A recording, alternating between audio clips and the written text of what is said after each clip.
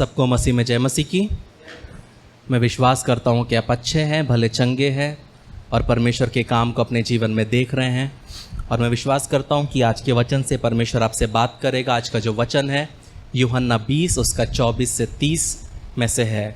तो जब हम 24 से पढ़ते हैं वहाँ लिखा है, परंतु 12 में से एक अर्थात तोमा जो दिदुमुस कहलाता है, जब यीशु आया तो उनके साथ ना था। जब अन्य चेले उससे कहने लगे हमने प्रभु को देखा है, तब उसने उनसे कहा जब तक मैं उसके हाथों में कीलों के छेद ना देख लूँ और कीलों के छेदों में अपनी उंगली ना डाल लूँ और उसके पंजर में अपना हाथ ना डाल लूँ, तब तक मैं विश्वास नहीं करूँगा। 8 दिन के बाद उसके चेले फिर घर के भीतर थे और थोमा उनके साथ था और द्वार बंद थे। तब यीशु आया और उनके बीच में खड़े होकर कहा, तुम्हें शांति मिले। तब उसने थोमा से कहा, अपनी उंगली यहाँ लेकर मेरे हाथों को देख और अपना हाथ लाकर मेरे पंजर में डाल और अविश्वासी नहीं परंतु विश्वासी हो। ये सुन थोमा ने उत्तर दिया, हे मेरे प्रभु, हे मेरे परमेश्वर। यीशु ने उससे कहा, तूने मुझे देखा है, क्या इसलिए विश्वास किया है? धन्य है वे जिन्होंने बिना देखे विश्वास किया। यीशु ने और भी अधिक से चिन्ह चेलों के सामने दिखाए जब इस पुस्तक में लिखे नहीं गए, परंतु ये इसलिए लिखे गए हैं कि तुम विश्वास करो कि यीशु ही परमेश्वर का पुत्र मसीह है और विश्वास करके उसके नाम से जीवन पाओ। प्रियो, जब हम इस दुनिया में देखते हैं तो बहुत से लोगों को हम देखते हैं, कुछ विश्वासी है, कोई अविश्वासी है। एक अविश्वासी जो विश्वास नहीं करता उसको हम समझ सकते हैं कि वो अविश्वासी है, लेकिन जो विश्वासी है उसको किस तरह जीना चाहिए ये चीज़ समझना बहुत ज़रूरी है। और आज का जो मैसेज का टाइटल है वो है, जब विश्वास डगमगा जाए। क्या है? जब विश्वास डगमगा जाए। प्रियो, जब हम बहुत सारे प्रचारकों को सुनते हैं तो हमेशा वो लोग पाप के बारे में बहुत ज़्यादा उपदेश देते हैं, लेकिन पाप सिर्फ एक छोटा सा मुद्दा है, लेकिन सबसे प्रमुख मुद्दा जो है वो है अविश्वास। और हम हमेशा उन आदतों के बारे में प्रचार करते हैं कि अगर तुम ये नहीं करोगे तो और नैतिक हो जाओगे और मॉरल लाइफ आपका अच्छा हो जाएगा, तो आप बच जाओगे। लेकिन प्रियो, एक व्यक्ति एक अच्छा जीवन जी सकता है, लेकिन फिर भी अगर उसके जीवन में यीशु मसीह नहीं है, वो फिर भी क्या होगा? वो नरक में जाएगा। इसलिए परमेश्वर के राज्य में अगर प्रवेश होना है तो वो सिर्फ और सिर्फ विश्वास के द्वारा ही हो सकता है। उसका राज्य में आप अच्छे काम करके, पैसा दे के, लोगों की मदद करके नहीं जा सकते। सिर्फ विश्वास के द्वारा ही क्या होगा?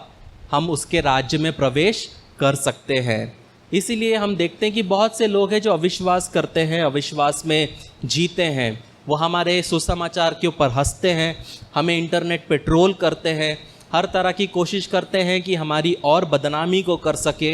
लेकिन आपको याद रखना है प्रियो कि आज हम एक ऐसे समय में जीते हैं कि मसीह जीवन के अंदर में भी संदेह आ चुका है। और वो इतना अंदर आ चुका है संदेह कि मसीहों के अंदर भी अगर हम मसीहों से भी पूछे क्या स्वर्ग है, क्या नरक है, तो बहुत से मसीह भी आपको बोलेंगे क्या पता, बस हमने सुना है अपने बाप दादा से। आज कुछ समय पहले मैंने खुद नागपुर के एक पास्टर से बात किया और नागपुर का पास्टर बोला कि मैं अपने कलीसिया को सिखाता हूँ कि अभी में जियो और अभी इंजॉय करो। मैं बचपन से सुन रहा हूँ यीशु आएगा, यीशु आएगा, यीशु आएगा, यीशु नहीं आया। तो बेटर है ना अपने कलीसिया के लोगों को सिखाओ कि अभी इंजॉय करो, यीशु मसीह आएगा नहीं आएगा कौन जानता। ये एक परमेश्वर का दास जो इस सिटी का है उसने मुझसे कहा। कहने का मतलब है प्रियो, आज हम देखते हैं कि चर्च दुनिया की तरह बात कर रहा है, लेकिन वहीं पे दुनिया चर्च की तरह बात कर रही है। जो अन्य जाति है वो बहुत ज़्यादा भक्ति में बढ़ रहे हैं, लेकिन वहीं पे कलीसिया दुनियादारी में जीने लग रही है। जब हम यूहन्ना 3 उसका 14 से 18 पढ़ते हैं, वहाँ लिखा है, और जिस रीति से मूसा ने जंगल में सांप को ऊंचे पर चढ़ाया, उसी रीति से अवश्य है कि परमेश्वर का पुत्र भी ऊंचे पर चढ़ाया जाए, ताकि जो कोई उस पर विश्वास करे वो अनंत जीवन पाए। क्योंकि परमेश्वर ने जगत से ऐसा प्रेम रखा कि उसने अपना इकलौता पुत्र दे दिया, ताकि जो कोई उस पर विश्वास करे वो नष्ट ना हो परंतु अनंत जीवन पाए। परमेश्वर ने अपने पुत्र को जगत में इसलिए नहीं भेजा कि जगत पर दंड की आज्ञा दे, परंतु इसलिए कि जगत उसके द्वारा उद्धार पाए। जो उस पर विश्वास करता है उस पर दंड की आज्ञा नहीं होती, परंतु जो उस पर विश्वास नहीं करता वह दोषी ठहर चुका है, इसलिए कि उसने परमेश्वर के इकलौते पुत्र के नाम पर विश्वास नहीं किया। यहाँ पे हम देख सकते 4 पदों में 5 बार विश्वास के बारे में कहा गया है। मतलब ये जो वचन है प्रियो, विश्वास का एक कोरा चेक है जो दिखाता है कि हमारा जो जीवन है, अनंत जीवन है, वो सिर्फ विश्वास के दम पर ही क्या होगा, हमें मिलेगा। ये मैटर नहीं करता कि आप दशमांश देते हैं कि नहीं, ये मैटर नहीं करता कि आप चंदा देते हैं कि नहीं, ये मैटर नहीं करता आप कितना अच्छा गाते हैं, ये मैटर नहीं करता आप कितना अच्छा प्रचार करते हैं, ये मैटर नहीं करता कि आप कितने बाइबल कॉलेज में गए, कितने डिग्री हैं, ये मैटर नहीं करता कि आप किस तरह के कपड़े पहनते हैं, ये मैटर नहीं करता कि आप कौन सी गाड़ी में घूमते हैं।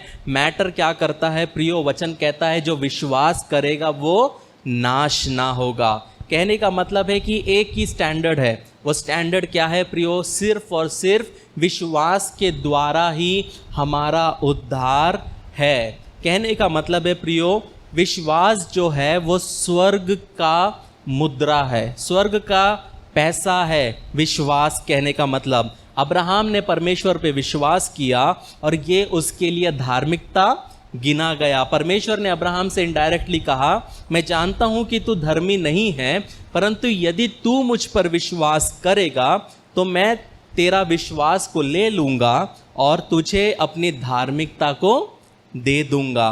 कहने का मतलब है प्रियो, मसीह जीवन में जो सबसे इम्पॉर्टेंट जो है वो है विश्वास। आज का जो हमने वचन जो पढ़ा प्रियो, इस वचन को जब हम पढ़ते हैं तो चेलों के जीवन में जो हो रहा है वो ये बहुत ही बुरा समय चेलों के जीवन में चल रहे हैं।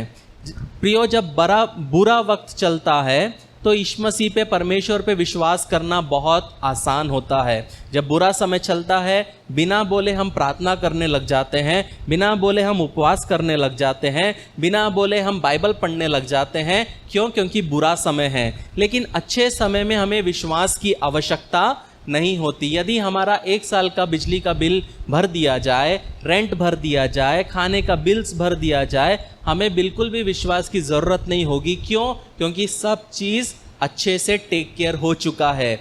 लेकिन जब हमारे जीवन में प्रतिकूल परिस्थिति आती है तब हमारे जीवन में विश्वास की ज़्यादा ज़रूरत होती है। जब अच्छी नौकरी मिल जाती है विश्वास की ज़रूरत नहीं है, जब अच्छी कार मिल जाती है विश्वास की ज़रूरत नहीं, जब अच्छा घर मिल जाता है तो विश्वास की ज़रूरत नहीं है। लेकिन जब पूरा नरक, जब पूरी शैतान की ताकतें हमारे ऊपर, हमारे परिवार के विरुद्ध, हमारे जीवन के विरुद्ध, हमारे कलीसिया के विरुद्ध, हमारे परिवारों के विरुद्ध जब वो आती है तब क्या होता है, हमें अचानक से विश्वास की ज़रूरत होने लगती है। जब जो लोग हमारे साथ खड़े थे और हमको लगा कि ये लोग हमारे साथ रहेंगे और जब वो एक एक करके छोड़ने लग जाते हैं तब हमारे जीवन में विश्वास की ज़रूरत होती है। जब हमारे जीवन में अनिश्चितता आती है, जब हम असुरक्षित महसूस करते हैं तब हमें क्या होता है, हमारे जीवन में हमें विश्वास की आवश्यकता होती है। इन शॉर्ट, संकट के बीच में हमें विश्वास की ज़रूरत होती है। जब हमारे जीवन में तंगी मुसीबत नहीं है, सब चीज़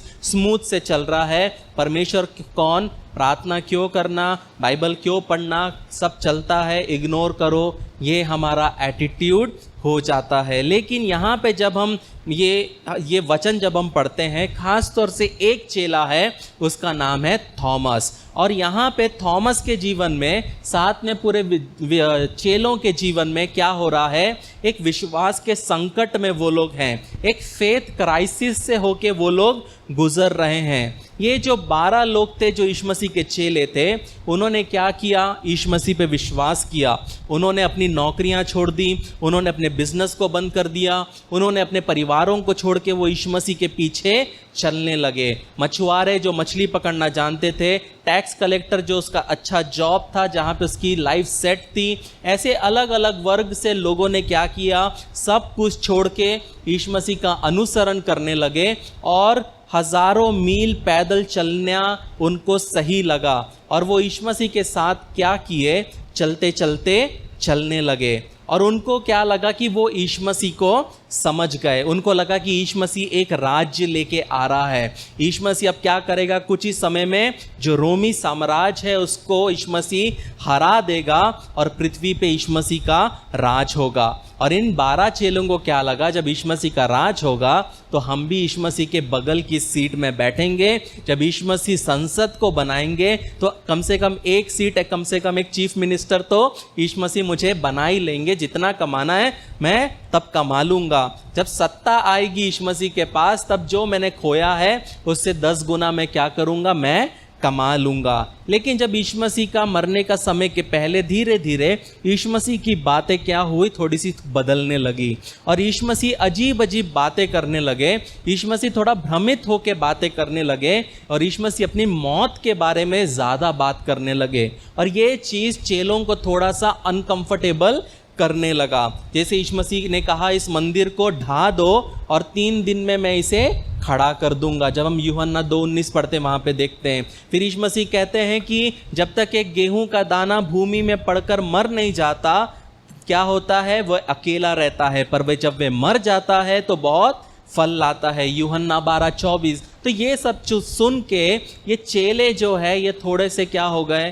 थोड़े से टेंशन में आ गए कि यीशु मसीह को तो रोमियों से लड़ना है और यहाँ पे 3 साल हुए हैं सेवकाई को और यीशु मसीह मरने की बात कर रहे हैं। और यीशु मसीह अपने मरने की बात क्यों कर रहे हैं ये इनको समझ में नहीं आ रहा है, क्योंकि उनको कभी भी नहीं लगा था कि यीशु मसीह के प्लान में मृत्यु है, यीशु मसीह के प्लान में क्रूस है, यीशु मसीह के प्लान में मर के जीना है।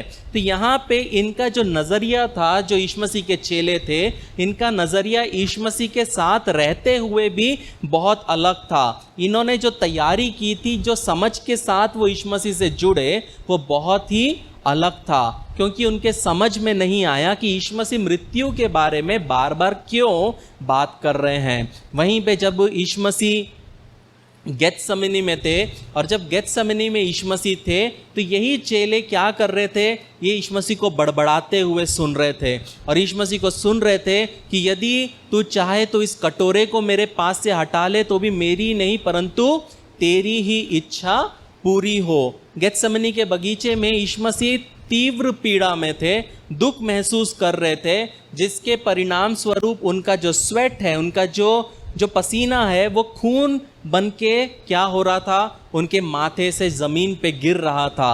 तो उन्होंने ये देखा, लेकिन चेले उसको समझ नहीं पाए। वो असमंजस में पड़कर क्या हो गए? सो गए। उनको कुछ समझ नहीं आ रहा कि यीशु मसीह के साथ क्या हो रहा है। लेकिन यीशु मसीह मौत के बारे में क्या कर रहे हैं? बड़बड़ा रहे हैं, दबाव में हैं और इनको कुछ समझ में नहीं आ रहा। यीशु मसीह के विरुद्ध में कौन था? फरीसी थे, सदूकी थे। लेकिन वो ये चेले फरीसी और सदूकी से डरते नहीं थे। क्यों? क्योंकि उन्होंने देखा कि यीशु मसीह पानी पे चल रहा है, यीशु मसीह ने बीमारों को चंगा किया है, यीशु मसीह मरे हुओं को भी जिंदा कर रहा है।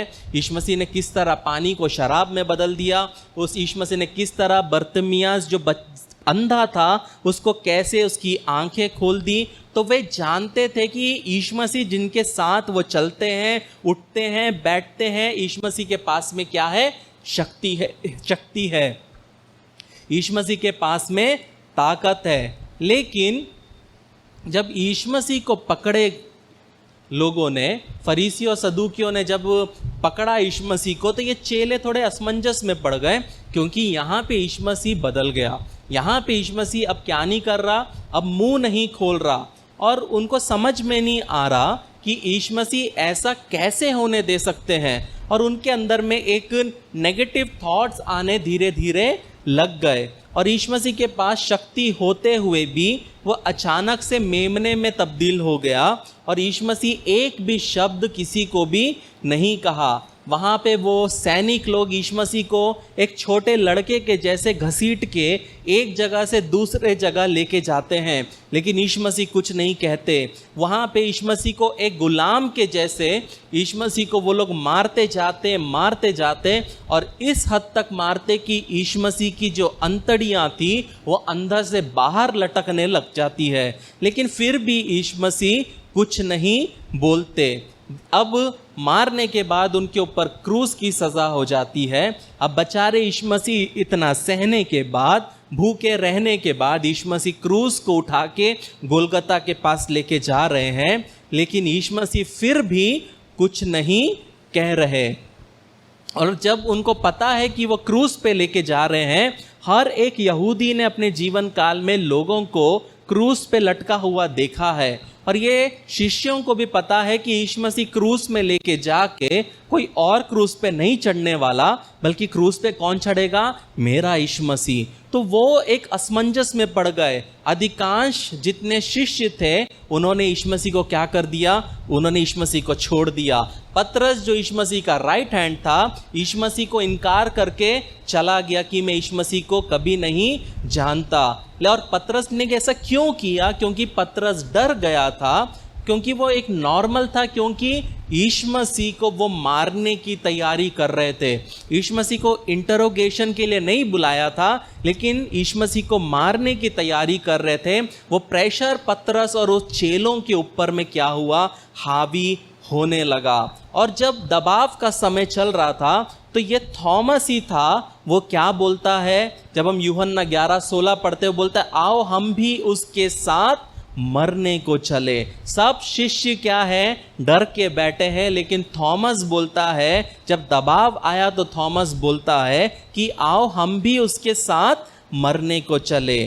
कहने का मतलब है, हमने बहुत बार थॉमस को हमेशा संदेह करने वाला थॉमस, या हमेशा उसको फेमस हमने सुना है डाउटिंग थॉमस, जो हमेशा शक करता है। लेकिन इतने सारे चेलों में जो यीशु मसीह के करीब था यूहन्ना, जो यीशु मसीह का राइट हैंड था पतरस, ये लोग कुछ नहीं बोल रहे, लेकिन ये थॉमस ही था, वो क्या बोलता है? चलो हम यीशु मसीह के साथ मरने को चलते हैं। लेकिन यहाँ पे एक चीज़ देखना है कि इनके अंदर में क्या था?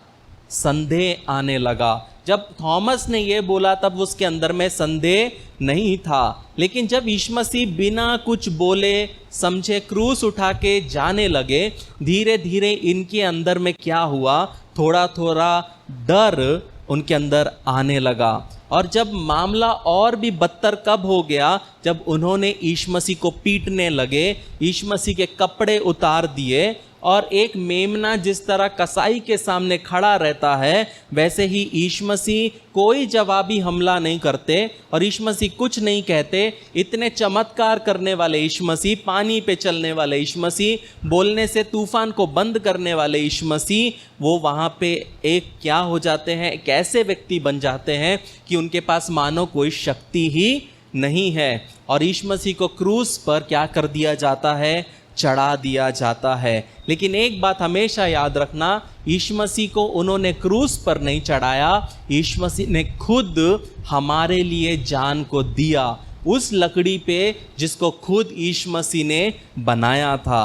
कहने का मतलब है, जब यीशु मसीह उस क्रूस पे यीशु मसीह को लिटाया गया, यीशु मसीह के हाथ को खींच के स्ट्रेच किया गया, कील लगाया गया और यीशु मसीह के हाथ पे हथौड़ा मारा गया।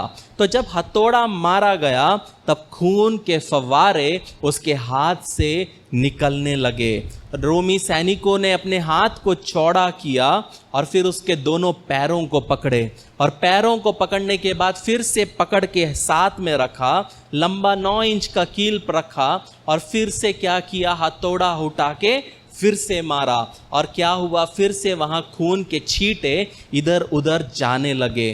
कहने का मतलब है, जिसने लकड़ी को बनाया वो खुद आज क्रूस पर लटका हुआ है। और ये सब देख के वो लोगों के अंदर का जो विश्वास है वो धीरे धीरे डगमगाने लगा। जिसने ब्रह्मांड को बनाया, जिसने इस दुनिया के हर एक चीज़ों को बनाया, वहाँ पे जिनको लगा कि ये तो हमारा उद्धार करता है, वो वहाँ पे नंगा, शक्तिहीन वहाँ पे क्रूस पे लटका हुआ है। और जब वो वहाँ पे सुनते हैं या समझते हैं क्या हुआ, वहाँ पे वो सुनते हैं कि ये यीशु मसीह कुछ भी बड़बड़ा रहे हैं, मैं प्यासा हूँ, हे मेरी माँ ये यूहन्ना है, ये तेरा बेटा है, यूहन्ना आपसे ये तेरी माँ है। और यीशु मसीह क्रूस पे क्या कर देते हैं, अपनी भाषा भी बदल देते हैं। और चेले जब ये समझते हैं तो धीरे धीरे चेलों के अंदर में डाउट आने लगता है, यीशु मसीह परमेश्वर का पुत्र है, उसको उतरना चाहिए, उसको उतर के बताना चाहिए कैफस को, उसको बताना चाहिए पिलातुस को, उसको बताना चाहिए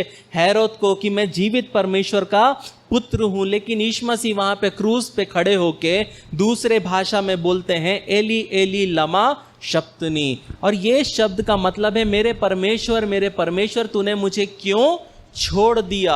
अब जब ये बात जब चेलों ने सुना तो चेलों को अंदर, खास तौर से थॉमस ने जब सुना तो उसके अंदर में एक सोच आई होगी, यदि परमेश्वर ने खुद अगर इसको छोड़ दिया तो मैं इसके साथ चलने का क्या मतलब जिस व्यक्ति के पीछे मैंने 3.5 साल लगा दिए, अब उसी को अगर परमेश्वर ने ही छोड़ दिया तो मेरा इसके पीछे चलना क्या लाभ है। अब वो सोचने लगा, अब मैं क्या करूं, अब मैं घर कैसे जाऊं और कैसे बताऊं कि जो मैंने यीशु मसीह के बारे में सोचा था वो तो गलत है, जो मैंने सोचा था वो कर सकता है अब वो करने के लायक नहीं है। और वो सोचेगा कि जिसके पीछे मैं 3 साल सब कुछ छोड़ के चला, तब अब वो कुछ नहीं कर रहा, जिसके पीछे मैंने जब उसको बोलना चाहिए था तब वो बोल नहीं रहा, मैंने जिसके लिए अपनी अच्छी नौकरी छोड़ दी, जिसके पीछे मैंने अपना बिजनेस बंद कर दिया,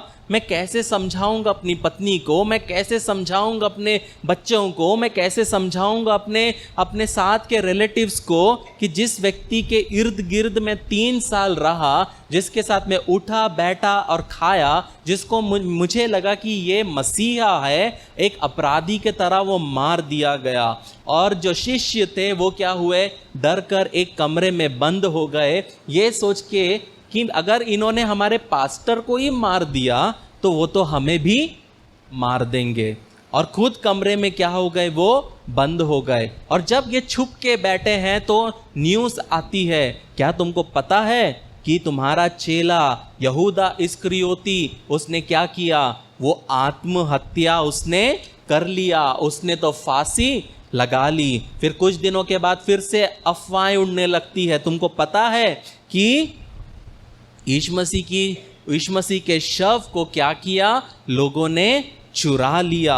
अब यहाँ पे थॉमस के अंदर की सोच को समझो, उसको कुछ नहीं समझ रहा कि वो क्या सोचे, उसको कुछ नहीं समझ रहा कि वो किस पर विश्वास करे, उसको नहीं पता कि वो किसके पास जाए, किसके पास जाके डिस्कस करे, किससे वो कुछ कहे, उसको कुछ भी समझ में नहीं आ रहा। उसको सिर्फ एक ही चीज़ दिमाग में चल रहा है कि यीशु मसीह ने इसको क्यों नहीं रोका, उसने ऐसा क्यों होने दिया, और मेरे साथ ही यीशु मसीह ने ऐसा क्यों किया। अच्छी भली मेरी ज़िंदगी चल रही थी, लेकिन मुझे चुनने की क्या ज़रूरत थी, अगर यही एंड में होना था तो मेरे जीवन को तबाह करने का क्या मतलब था।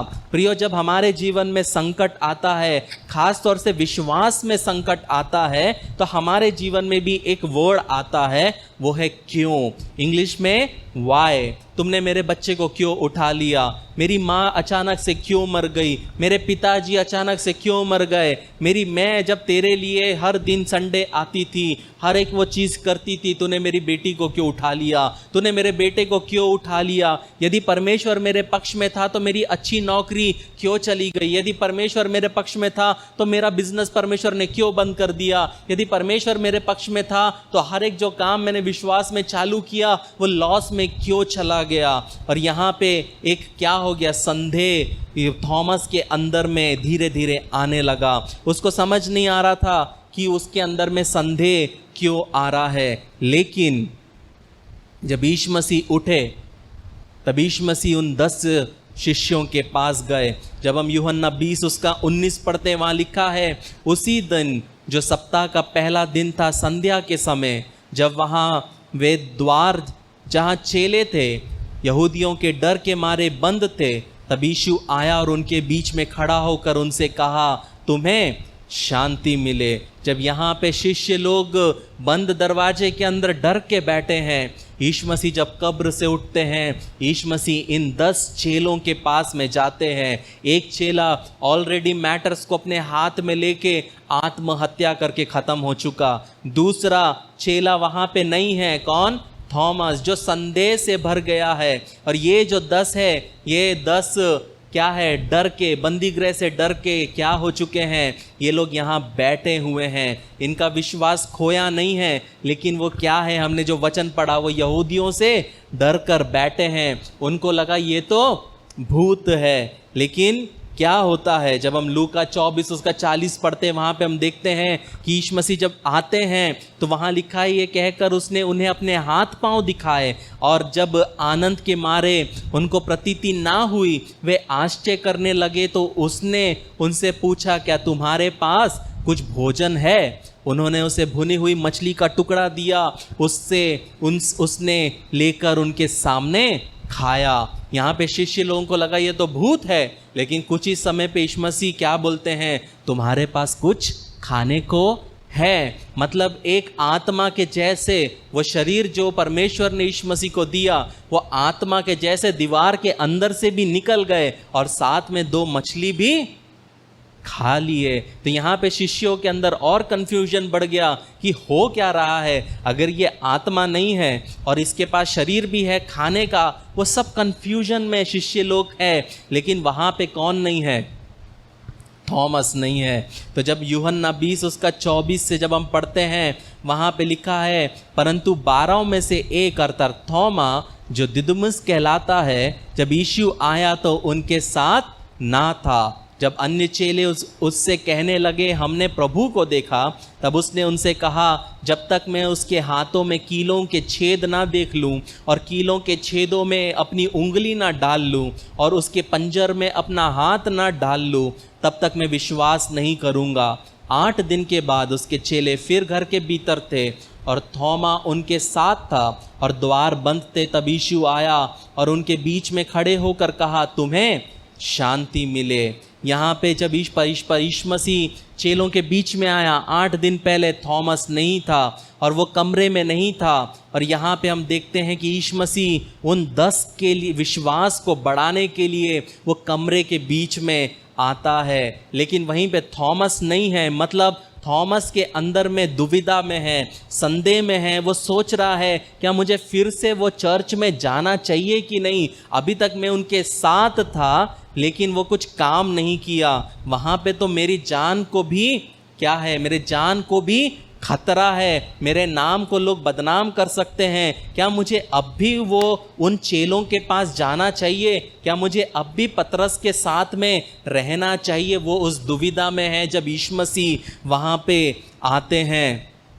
और वहाँ पे वो ऊपरी कमरे मतलब अपर रूम में वहाँ पे क्या होता है? और ऊपरी कमरे में वहाँ पे थॉमस नहीं है और व्यक्ति वहाँ पे जो बैठे हैं, जिनको बैठना चाहिए, वो वहाँ पे नहीं है। क्या हम में से कोई यहाँ पे है जिसको लगता है कि मैं इस कलीसिया के लायक नहीं हूँ? HOD की बात नहीं कर रहा हूँ, परमेश्वर की कलीसिया के लायक नहीं हूँ। तो कहने का मतलब है प्रियो कि हमारे हर एक के जीवन में कहीं ना कहीं कोई ना कोई परिस्थिति में हमको हमेशा फील होगा कि मैं परमेश्वर के लिए सही नहीं हूँ, मैं परमेश्वर के काम के लिए सही नहीं हूँ। मैं परमेश्वर को अब्बा पिता करके जिस मुंह से बुलाता हूँ, उसी मुंह से मैं गाली भी देता हूँ और अंदर में गिल्ट फील होता है कि परमेश्वर मैं तेरे लायक नहीं हूँ। और यहाँ पे 10 चेलों के साथ में कौन नहीं है? थॉमस नहीं है। और थॉमस के अंदर में ये सोच होगा कि शायद मैं यीशु मसीह के लायक नहीं हूँ,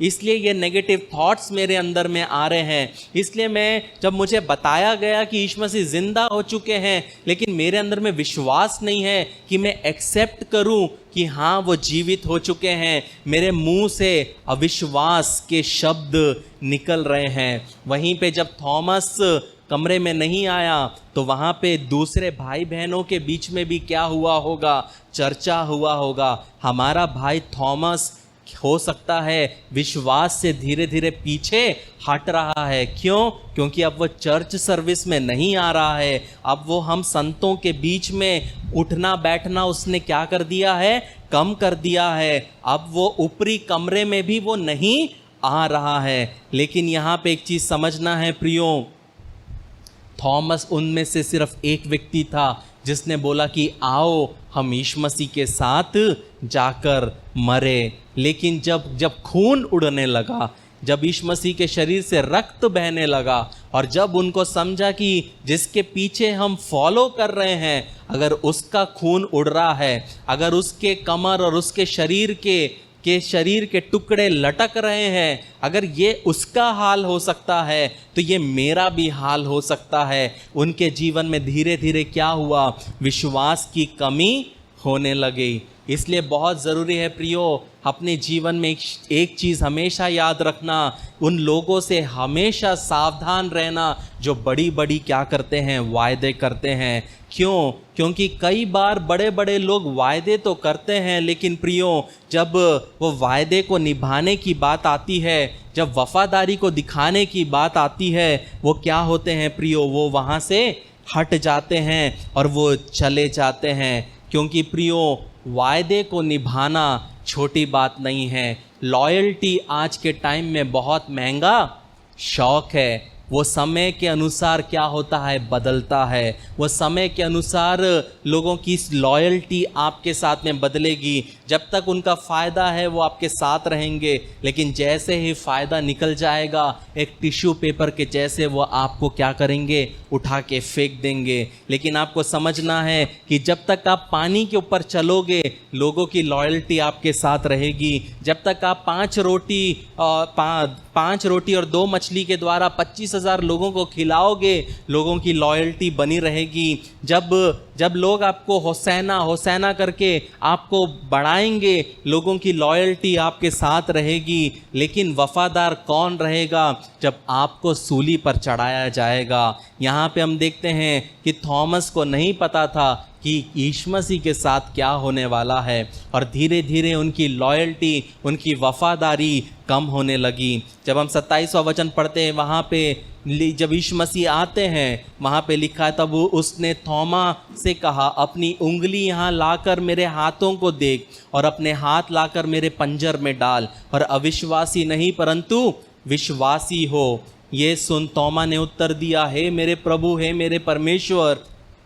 यीशु ने उससे कहा, तूने मुझे देखा है, क्या इसलिए विश्वास किया है? धन्य है वे जिन्होंने बिना देखे विश्वास किया है। जो थॉमस बोलता है कि जब तक मैं उसके घाव में उंगली ना डाल दूं, जैसे ही वो बोलता है यीशु मसीह वहाँ पे प्रत्यक्ष हो जाते हैं। और ये जब मैं वचन को जब मैं पढ़ता हूँ प्रियो, मेरा दिल जो है वो हिल जाता है। पता है क्यों प्रियो? यीशु मसीह जब 10 चेलों के लिए आए तो हम समझ सकते हैं कि हाँ, यीशु मसीह के 10 चेले, 10 नंबर इम्पॉर्टेंट है, 10 लोग इम्पॉर्टेंट है। लेकिन जब यीशु मसीह एक व्यक्ति के लिए वापस आया जो कि थॉमस था, एक ऐसा व्यक्ति जो यीशु मसीह पे संदेह कर रहा है, एक ऐसा व्यक्ति जो यीशु मसीह के ऊपर शक कर रहा है, और वो इस हद तक दुनिया उसके सोच में हावी हो गई है कि इस हद तक न्यूज़ चैनल उसके मन में हावी हो गए हैं, इस हद तक उसकी सोसाइटी उसके माइंड में हावी हो गए हैं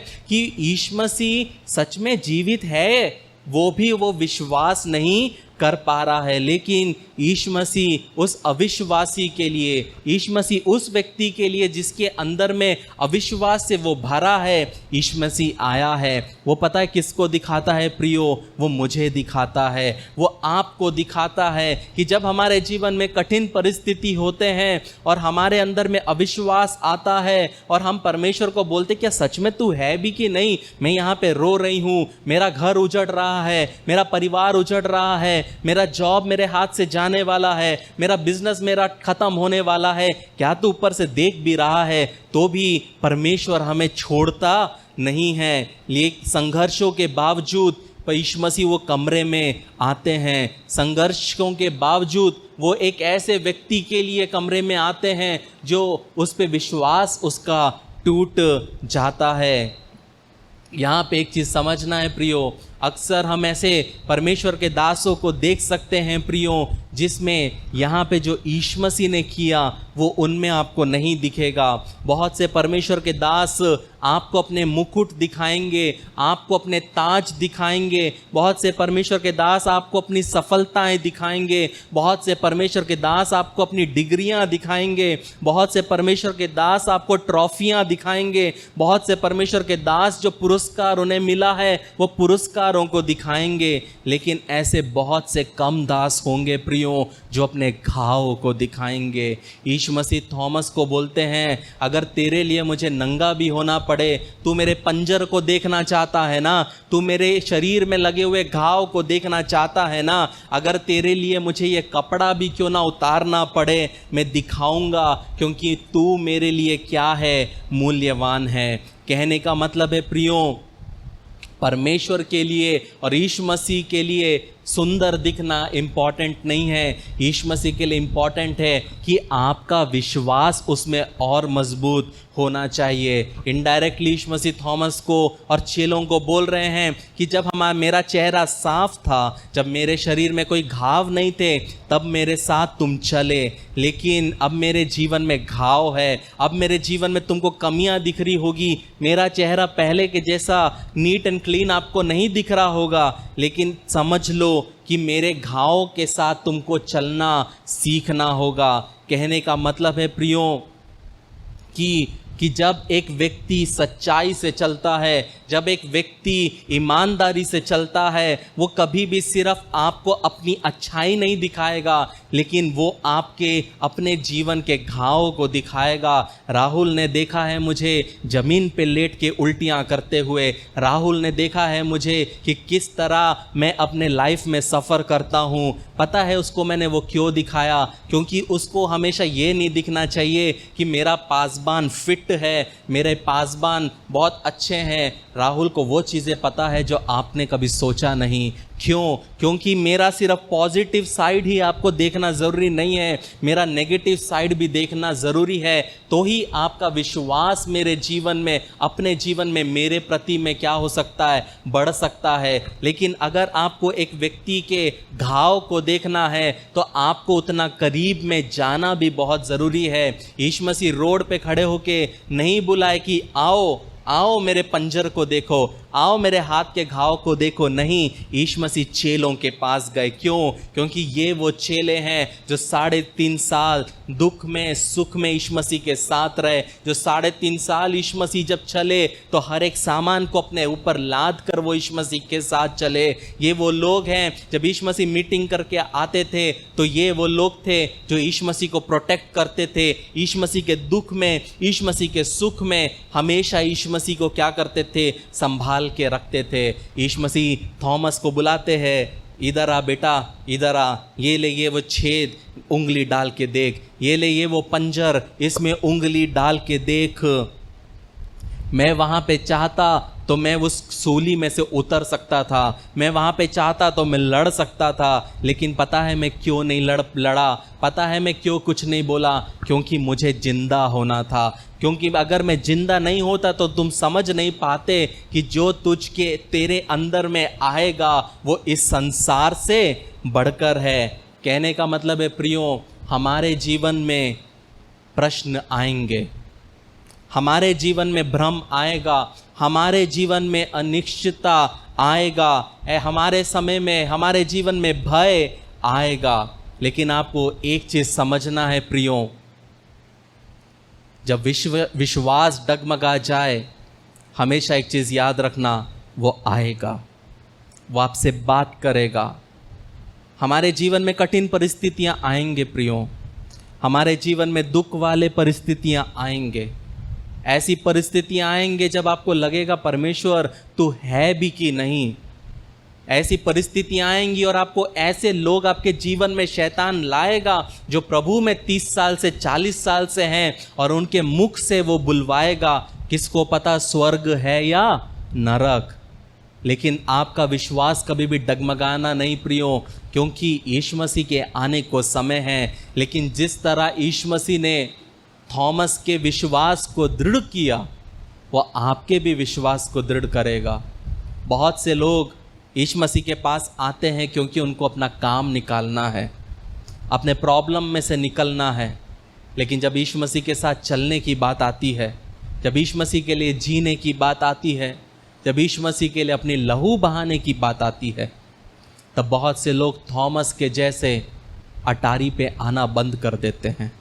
उनके अंदर में दुविधा हो जाती है कि क्या मैं जिसके साथ चल रहा हूँ, क्या मैं जिनके साथ उठ रहा हूँ, बैठ रहा हूँ, क्या वो सही भी है।